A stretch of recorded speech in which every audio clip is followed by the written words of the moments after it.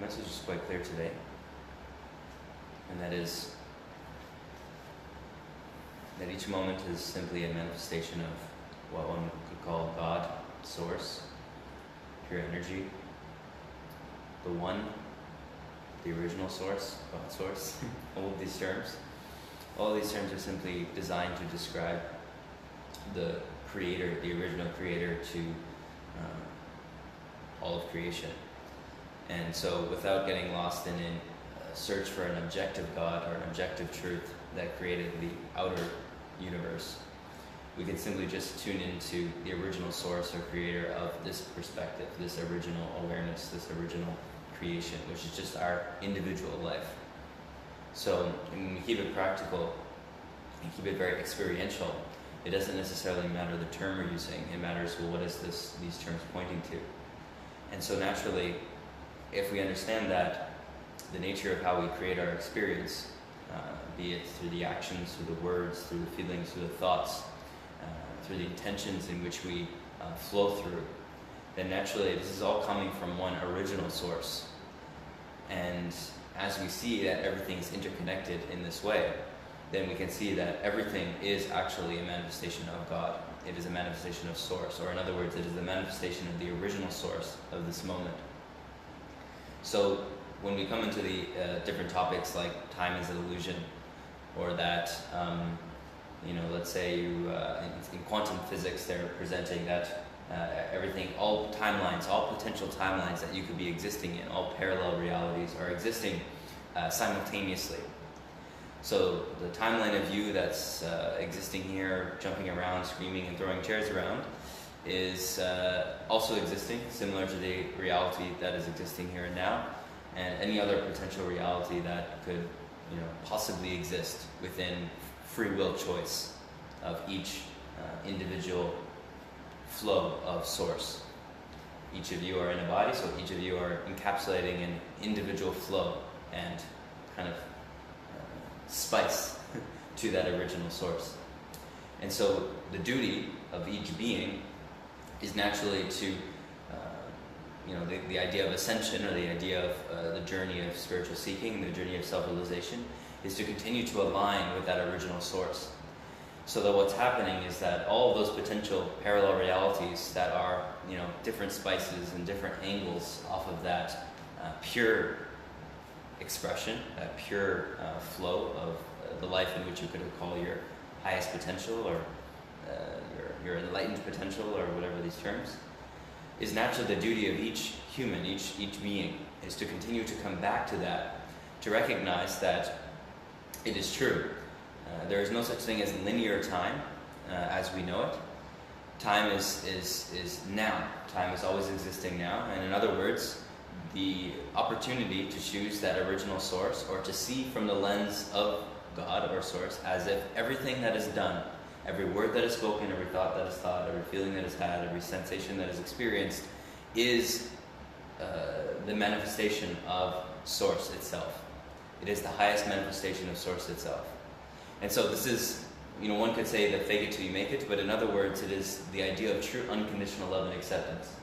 That no matter what is occurring, no matter how you're acting, what you're saying, what you're feeling, what you're experiencing, if you're continually coming back to that original intent of unconditional love and acceptance, then naturally that will collapse the timelines and align them back to that original flow, that original way. And this is why in the times in which we come to meditation, or we take a hit of some psychedelic, or we have some crazy type of epiphany experience, we tune into the reference point of what that feels like, as if nothing is wrong in our life, there is no challenges, there are no obstacles, there is no suffering. In the moment we connect back with that energy, all of those things that even just the moment before could have been very much a reality. There's this problem, there's that problem, this obstacle, this person, this thing, this issue, this suffering. The moment we tune back to that source, instantly all of it dissolves. So it is a representation and a demonstration that it is true. Time does not exist in the way in which we conceive it. And any potential obstacle or place of suffering or person that's giving some issue, although within a lower vibration, within a lower choice, within a decision or a perspective that this isn't the manifestation of God itself, this isn't the manifestation of Source, this is a manifestation of you know, my lower nature, or this is a manifestation of my imbalanced self, or this is the manifestation of me in a lower vibration. Well, if that is the decision that you have taken, then yes, that will be the manifestation that reflects back to you. And that will be the timeline that you choose. That problems will take time to solve, or this person will take time to heal, or this obstacle will be there for whatever amount of time that the mind attributes that issue to.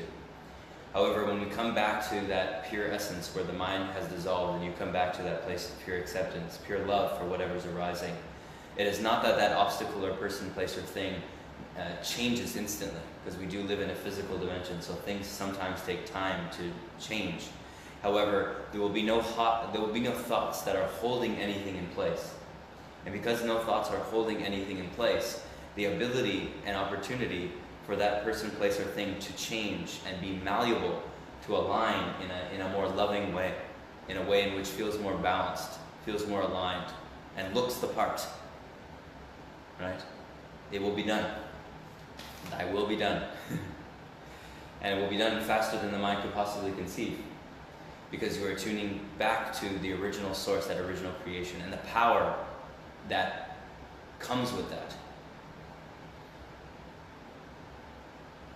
So the duty of each being is to continue to arrive back at the original intent of balance and acceptance, which then from that place, as you continue to come back to it, begins to completely dissolve all of the illusions and slower timelines, dissonant or destructive energies that are being held in any place in your experience. And this is where the rapid acceleration continues to begin, as then one approaches kind of on an exponential graph, you know, where you hit that tipping point. And on the tipping point, that is the beginning of infinity, we could say, where everything speeds up at such a rate that the mind could not possibly catch up.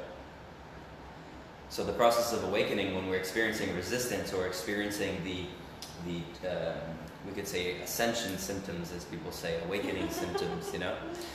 These symptoms are simply the symptoms of the mind and the body that are resisting that natural infinity point in which is approaching, where it's coming into that place where time is collapsing and there are no more rules. There are no more rules as to the speed in which things can manifest for you, and the degree in which blissfulness and peacefulness and happiness and joy and fulfillment can come in copious amounts, in rapid amounts, in infinite ways. Everywhere you look, that will be it. Because of course, again, if all is a manifestation of Source, if all is truly a manifestation of God, every word, every thought, every action, every sensation, every feeling that you experience is God itself. It is Source itself. It is divine. It is the highest of high. Then everything transmutes. Everything transmutes into that. It's like a chicken before the egg type of conversation, you know. If you come to that perspective, no matter what is appearing, that is the test. Is that this will only be the reality in physical form if that is the reality in the unseen form, from the source of intention. So if the source of intention is that all is a manifestation of Source, and you are aligned with the manifestation of Source that flows through you, then what reflects is exactly that. And you will feel better. You will have better circumstances. Opportunities will be copious. People will be nicer. The weather will look great all the time, they say. But that's kind of like, again, the chicken before the egg. And it's very subtle, because it's very easy to get caught up in, if the image or the reflection doesn't look a certain way, then how could it be a manifestation of Source itself? And so it's coming to that perspective in spite of discomfort, or in spite of, you know, people being a little cranky with you, or weather being a little too cold, or whatever you know. In spite of that, there is still that perspective that all is a manifestation of Source. This is devotion. This is the path of devotion, the path of bhakti, the path of devoting everything back to Source, no matter how it appears. You know it is that. So you're not getting picky. You're not picky on how this looks or that looks or this looks. You're saying, okay, this is how it is. And this is not apathy. This is not a place of inaction. This is a place of coming to a deep humility with everything that is before you, and from that place taking action, from that place speaking, from that place moving, from that place intending. That's what's coming of that.